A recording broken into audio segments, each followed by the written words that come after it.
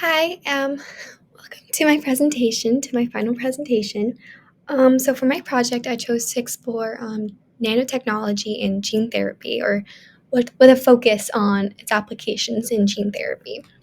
So, for those who don't know, nanotechnology refers to the manipulation of matter on a near atomic scale, usually between dimensions of 1 and 100 nanometers, I believe.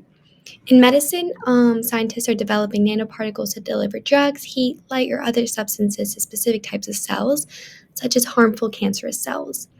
So, nanotechnologies have basically led to the advent of nanosystems for the diagnosis, imaging, and treatment of various diseases. It's also been embraced by various industrial sectors, such as the information and communication sectors, and in aerospace engineering, which is really cool. So, before I show you guys my website that I created, I wanted to go over the process that I took to get here. So to begin, I want to compare HTML and CSS to Google Sites. So just for a brief, quick overview, HTML and CSS are just cornerstone technologies of the web. HTML uses tags to enclose content. So the creator is basically curating the website using HTML elements such as the body tag, that includes basically like text, paragraphs, headings, images, tables, links, videos to define the web page's main content. So there's no prior template to follow. Besides these elements that have been previously named, there is no template that the user can follow. CSS properties just basically they piggyback on HTML, so they just specify the presentation and the styling of the document written in HTML. Using a web app such as Google Sites to render my content was just more beginner friendly. There's a template to follow, places to embed text and videos, and whatnot. I also wanted to touch on how excuse me how my Google site is stored, edited, and accessed on the web. I am gonna rush a little through this as I am running out of time, but a server is just basically a specialized computer designed to store, process, and serve content over the internet. It just stores the website so it might be accessed by user on the web. Just as a quick tangent, social media, which is broadly defined to refer to the many inexpensive and accessible electronic tools that enable anyone to publish and access information and collaborate on a common effort, just allows people to make changes and edit sites if they're made public, which mine is not. To access a web page such as the one I've created, a user will request the content, and a computer will send a GET request to a server, which I defined earlier on. These computers, the server and the computer, will communicate in a separate language referred to as HTTP, or just a hypertext transfer protocol. GET requests tell the server that the user wants HTML code needed that the user just wants the HTML code needed to produce the site. Images and videos, however, make up their own separate files with their own URLs, and therefore separate HTTP requests will be sent for each of these, and the browser will display them as they arrive.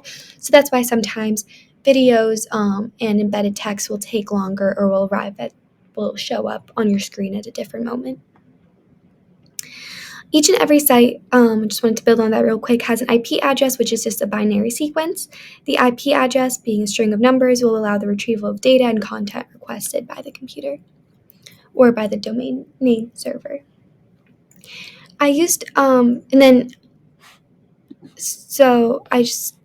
Moving on, I wanted to briefly describe the graphics used, including the tools and techniques used to create them, and how I utilized search to find them. So to find the different graphics I used, and to really just the content overall that I or the information that I used or to create this website, I primarily use Google Scholar, which is just a freely available academic search engine to find and filter articles reflecting recent and antecedent discoveries in the area of nanotechnology. Many of these articles have been published by the NIH, which is the National Library of Medicine. To filter my search results, I use search terms such as nanotechnology, innovation, and gene therapy. A lot of the graphics I used come from these scientific journals, just articles published by different researchers, universities, and so on. Once I had the basic overview of what areas of nanotechnology I wanted to further elaborate on, I explored different websites and articles, such as the National Geographic website, to just obtain more information about nanotechnology, maybe in like society, ethics, industry. And I also consulted the NIH publications for an understanding on how matter, when it is manipulated at such a small scale, can exhibit different physical and chemical properties than like bulk materials or single atoms. Um, so now I'm just going to show you guys my website. I will try and be brief about this. I have about half my time left. So here's my banner, my title, my name centered, and then on the top left I have the logo I created using pixel art. I also failed to mention that I used Canvas to create my infographic, which I will show later on, and I used Google Sheets to create a chart that I created based on a survey that I also created using Google Forms. Here's my animation, which just shows a picture of me, a picture relating to my topic, and my logo, which is present right now. Here's just a quick explanation on what nanotechnology is, and my first question prompt, which states, indicate the name of the innovation and provide a clear description of its intended purpose. So basically, I just discuss the impact of its emerging applications on healthcare and medical treatment. Nanotechnology has many needs and applications in many areas of human endeavors, including industry, agriculture, business, medicine, public health, whatnot. Many industrial sectors, such as the agricultural and communication industries, have embraced this new technology. Furthermore, nanomaterials offer opportunities for the reduction of environmental pollution, and in medicine, they are used to deliver drugs, heat, light, or other substances to specific types of cells, culminating in the practice of nanotechnology for cancer therapies. Scientists also fine-tune the properties of these particles for targeted drug deliveries, improving imaging and near real-time confirmation of cancer cell death. Here's just an embedded text that I created earlier on. There's definition of nanotechnology that I retrieved from the National Nanotechnology Initiative. Here's a hyperlink that someone can follow. Here's my second page, the impact page. There's a quick video journey into nanotechnology, which is just a video published by the National Cancer Institute, which describes the many applications of nanotechnology and articulates the process of engineering nanoparticles to seek out and destroy cancer cells. Here's my second question prompt, which just states, explain the benefit and or harmful effect of the innovation. So in the years since its discovery, the potential toxicity and as well as like ethical concern of nanotech have gained a great deal of public interest. Since it's such an abstract concept, and they're just such novel properties of nanoparticles, no one knows if they may lead to adverse biological effects. So this remains unknown to humankind. So concerned scientists are just basically questioning whether these nanomaterials are toxic or whether they will transform the environment into more toxic forms. However, I just wanted to quickly read this because I thought it was a really powerful, interesting quote. So, as articulated by the chemist Parrish Chandra-Ray at Jackson State University, in the last couple of years, the term nanotechnology has been inflated and has almost become synonymous for things that are innovative and highly promising. Here I have my question prompt C, which just explained the impact the innovations had on society, economy, and our culture. So, as I mentioned, it has gained a great deal of public interest, whether from ethical unease, concern for its potential toxicity, or just simply an admiration for its many applications.